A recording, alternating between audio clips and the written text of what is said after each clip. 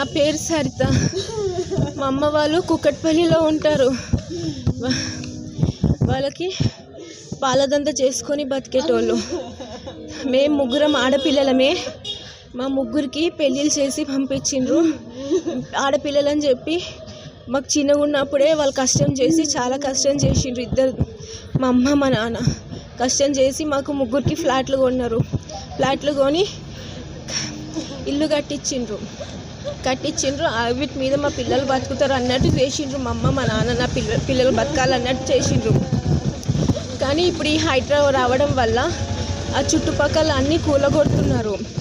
దానివల్ల ఇవి కూడా పోతాయి అవి కూడా పోతాయి అని చుట్టుపక్కల వాళ్ళు వీళ్ళు అనడం వల్ల టెన్షన్ తీసుకొని ఎంతో కష్టపడి ఎంతో బాధలు పడి ఇల్లులు కడితే ఇట్లా కూలగొడుతుండ్రు అనే టెన్షన్ తోటి మా అమ్మ డిప్రెషన్ లెక్క అయ్యి ఇట్లా చేసుకుంది.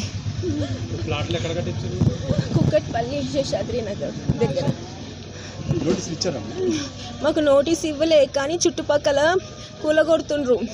మావి కూడా పోతాయి అన్నట్టు వాళ్ళకి టెన్షన్. ఎందుకంటే 30 ఏళ్ళ క్రితమే కొన్నారు. 30 ఏళ్ళ క్రితమే తెలంగాణకు పొద్దుందాకా కష్టం చేసి కొన్నారు వాళ్ళు. మాకు తాతలు సంపాదించిన ఆస్తులు ఏం లేకుండే. కష్టపడి సంపాదించి బిడ్డలు ఆడపిల్లలని వాళ్ళు ఏదో ఇగ్రం చేసిండ్రు. ఇప్పుడు అవి పోతే నా పిల్లలు ఏమవుతారో, నా పిల్లలు అని బాధ టెన్షన్ పెట్టుకొని అట్లా అయిపోయింది మా అమ్మ. నిన్న చూశాను, ఎవరో పెద్దమ్మ బుచ్చమ్మ అని చెప్పి ఆమె ఆత్మహత్య చేసుకున్నదని చెప్పి చాలా బాధ అనిపించింది. ఎందుకంటే అరే ఒక పెద్దవిడ ఇట్లా ఆమె ఆత్మహత్య చేసుకోవటం అనేది ఇటువంటిది మనం దీనికోసం కాదు, హైడ్రా అనేది ఉద్దేశాల కోసం పెట్టింది కాదు. ప్రభుత్వం ఈ ఉద్దేశంతో ఇది ఈ లక్ష్యాలతోటి ఈ ఇన్స్టిట్యూషన్ ఫ్లోట్ చేసింది కాదు. ఈ బుచ్చమ్మ అనే ఈమె చేసుకోవడానికి కారణం అక్కడ ముగ్గురు ఎవరు ఆడపిల్లలు ఉన్నారు. ఇద్దరికేమో G+1 హౌసెస్ ఇచ్చారు, ఇంకొకరికి చిన్న ఒక ఖాళీ ప్లాట్ ఇచ్చారు. ఇచ్చిన తర్వాత ఇవన్నీ కూడా బఫర్ జోన్లో వస్తాయి, వాటిని జోలికి మేము వెళ్ళట్లేదు.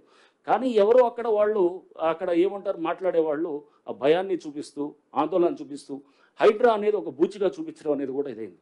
హైడ్రా అనేది ఒక బూచియో లేకపోతే ఒక ఇది ఇందాక చెప్తున్నట్టు ఒక గ్రే హౌన్స్ దాకా వెళ్ళి చేసేది కాదు. హైడ్రా అంటే ఒక భరోసా అనేది గుర్తుపెట్టుకోవాలి.